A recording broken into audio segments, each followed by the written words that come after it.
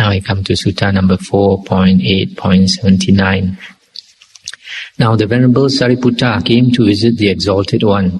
As he sat at one side, the Venerable Sariputta said this to the Exalted One. Pray, Lord, what is the reason, what is the cause, why such and such a trade practiced by some person turns out a failure? Again, Lord, what is the reason, what is the cause, why such and such a trade practiced by some person does not turn out as he intended? Pray, Lord, what is the reason, why such and such a trade turns out as he intended? Again, Lord, what is the reason, what is the cause, why such and such a trade practiced by some person prospers beyond his intention? And then the Buddha said, in this matter, Sariputta, suppose someone comes to a recluse or Brahmin and makes him an offer, saying, Sir, say what you want by way of support. But he does not give him what he offered.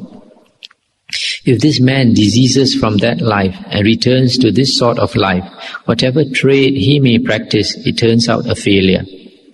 Again, in this matter, Sariputta, suppose someone comes to a recluse or Brahmin and makes him an offer, saying, Sir, say what you want by way of support. But he does not give him what he intended to give. Then, if this man deceases from that life and returns to this sort of life, whatever trade he may practice, it does not turn out as he intended. Then again, Sariputta, suppose someone comes to a recluse or Brahmin and makes him a similar offer and gives him what he intended to give. Then, if this man deceases and comes back to the human world, whatever trade he may practice turns out as he intended. Once more, Sariputta, suppose someone comes to a recluse or Brahmin and makes him a similar offer and gives him more than he intended to give. Then if this man diseases from that life and returns to this sort of life, whatever trade he may practice, it prospers beyond his intention. This, Sariputta, is the reason, this is the cause, why such and such a trade practiced by some person turns out a failure, or does not turn out as he intended, or does turn out as he intended, or prospers beyond his intention. That's the end of the sutta. Here the Buddha is talking about this person who does trade, that means he opens some business. And when he does some business, he has some expectation of certain profit that he hopes to make, or he thinks that he should make a certain profit. But the result can come out four ways. One is it turns out a miserable failure. Maybe he becomes bankrupt. The second one, maybe he expects to make, say, for example, $100 a month. But he does not make as much as he intended. Maybe he gets only $50 a month. He expected to get $100, but he got only $50. That's the second case. The third case is he expects to make $100 a month, and he actually makes $100 a month. That's the third case. The fourth case is, even though he expects to make $100 a month, he might make $200 a month. This is quite a valid thing in life. You see, sometimes two shops on the same road, on the same street, selling the same goods. One shop might do very well, another shop might not do well. Or sometimes somebody opens a shop and then he goes bankrupt. And then he sells off the shop. Another person comes back and the second person comes, takes over the same shop and maybe does the same business, and then he prospers. See, each person's karma is different. So the reason the Buddha said is because of somebody promising to give something, and whether he gives or not, there are four possibilities. The first one, he says he intends to give something to a virtuous, this recluse or Brahmin, that means a renunciant, a monk. He says he promises to give something and then in the end he does not give anything at all. So the result of that is when karma ripens, in the same way he does a business, he intends to make something, he doesn't make anything, instead he goes bankrupt. So the second case is a person promises to give something to a virtuous monk, and then he gives less than what he promised to give. So the result is that when he does a business, he also gets less than what he intended to get. The third one, he promised something and he gave exactly what he promised. So when he does the business, the returns is also exactly what he expected. The fourth one, he said he wanted to give something, but he gave much more to the virtuous monk. He gave much more than he intended to give. So in the same way, when he does in a later life, when he does a business, then he gets much more profit than he thought he was going to get. So this sutta shows that we should not be careless with our words and our promises. Perhaps if you make a promise to a person who is not virtuous, who is not maybe has a lot of bad karma, then the result won't be so bad for you. But if you, in dealings with a virtuous person, you have to be very careful, because if you do wrong to a virtuous person, then the fault, your karma is much worse than if to an ordinary person.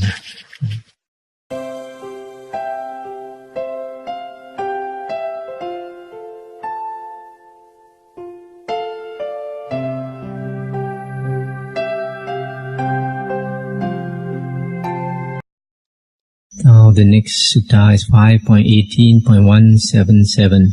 The Buddha said, "Monks, these 5 traits ought not to be plied by a lay disciple." What 5? Trade in weapons, trade in human beings, trade in flesh, trade in liquor, and trade in poison. Verily, monks, these 5 traits ought not to be plied by a lay disciple. Now, this sutta is about wrong livelihood. There are 5 kinds of trading or business that a lay person should not engage in. First one is in weapons like guns and all that kill. The second is trading in human beings. Nowadays it's more rare.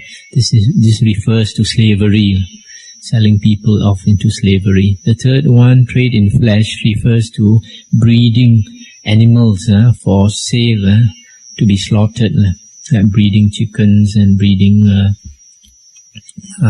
ducks, etc. The fourth one, trade in liquor, because it's not liquor is something that's not good for people. And the fifth one, trade in poison, refers to trade in like insecticides and all kinds of poison that are used to kill animals and other creatures. So these 5 traits should not be carried out by lay persons.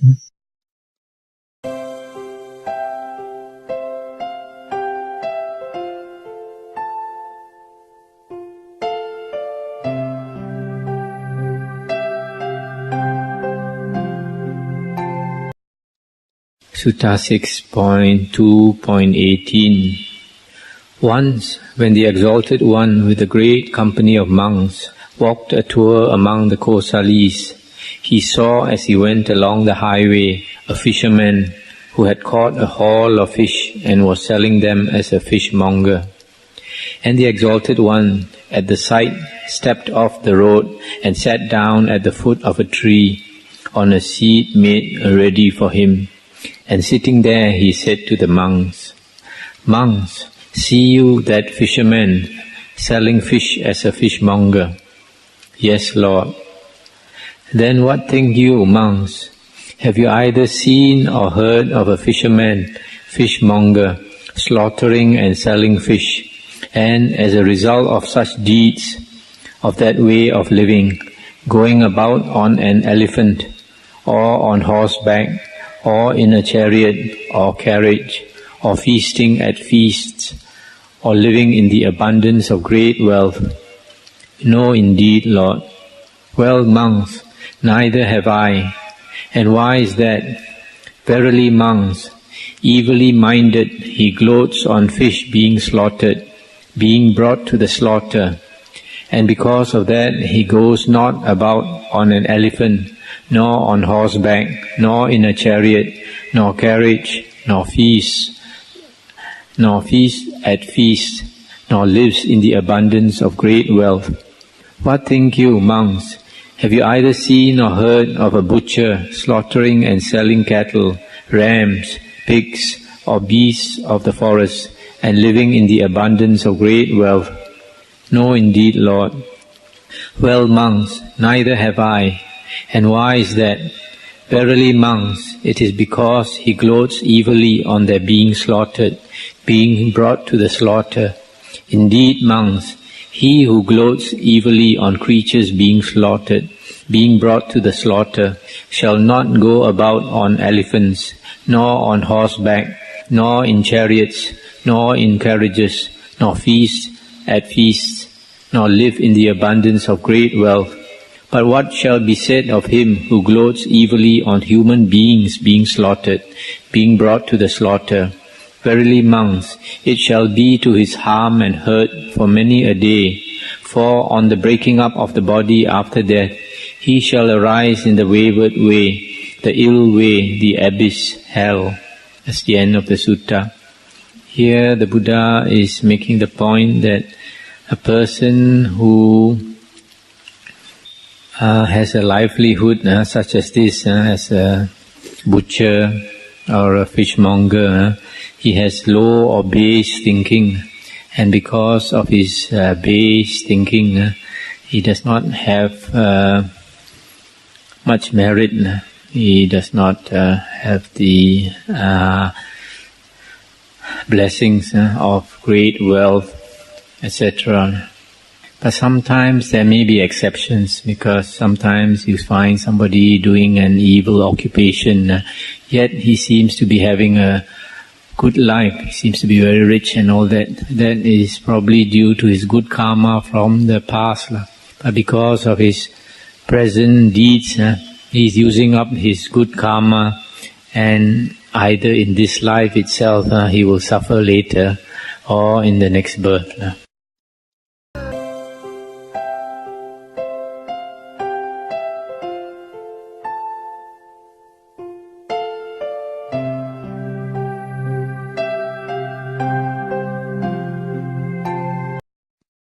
The next sutta is 6.5.45.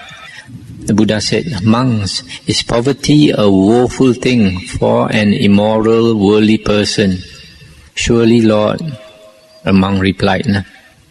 And when a man is poor, needy, in straits, he gets into debt. Is that woeful too? "Surely, Lord." And when he gets into debt, he borrows. Is that woeful too? "Surely, Lord." And when the bill falls due, he pays not, and they press him. Is that woeful too? "Surely, Lord." And when pressed, he pays not, and they beset him. Is that woeful too? "Surely, Lord." And when beset, he pays not, and they bind him, tie him up. Is that woeful too? "Surely, Lord." Thus, monks, poverty, debt, borrowing, being pressed, beset, and bound are all woes for an immoral, worldly person. Monks, it is just the same for anyone who has no faith in wholesome states or skillful states, is not conscientious about wholesome states, has no fear of blame about wholesome states, no energy for wholesome states, no insight into wholesome states. He is said to be poor, needy, in straits in the Aryan discipline. Now that very man, poor, needy, in straits, wanting in faith, conscientiousness, fear of blame, energy and insight concerning wholesome states, works evilly in deed, word and thought. I call that his getting into debt, and to cloak his evil deeds he lays hold upon false hope. Let none know this of me, he hopes. Let none know this of me, he resolves. Let none know this of me, he says. Let none know this of me, he strives in act. So likewise, cloak his evil words, his evil thoughts. I call that his borrowing. Then his pious fellows in the holy life say thus, "This venerable sir acts in this sort, carries on in this way. I call that his being pressed. Then gone to forest, tree root or lonely place, evil unwholesome thoughts and attendant remorse pursue him. I call that his being beset. And that man, monks, poor, needy, in straits, having worked evilly in deed, word and thought, on the breaking up of the body after death, is bound in hell's bonds, or the bonds of some animal's womb. And I see no other single bondage, monks, so harsh, so bitter, such a bar to winning the unsurpassed peace from effort. I mean hell's bonds, or the bonds of an animal's womb." That's the end of the sutta. So the Buddha is saying, just as a poor man, because he is poor, he gets into debt, and then he is being chased by the debtors for payment, and he cannot pay them, and they tie him up, and then he is in a very sorrowful condition. So in the same way, the Buddha said, if a person does not know about wholesome states, cannot differentiate between wholesome and unwholesome states, that means he does not understand the law of karma, then he is also like that poor man, and he tries to hide his evil actions, and then other people criticize him, then he's being pressed, being beset, and even his thoughts, unwholesome thoughts, and thoughts of remorse pursue him, and that person after death is born into the woeful plains. Now the woeful plains are three. The hell is the worst. The second is the animal realm, and the third is the ghost realm. But here the Buddha says, I see no other single bondage, monks, so harsh, so bitter, such a bar to winning the unsurpassed peace from effort as hell's bonds or the bonds of an animal's womb. Here the Buddha is saying that when a person falls into hell or into the animal realm, that person stays there for a very long time. And because that person has no chance of creating good merit, it's very difficult to get out from that two states, hell and the animal womb. And that person stays there for a very long time until the karma, most of that evil karma is worked out. Then only that person comes up.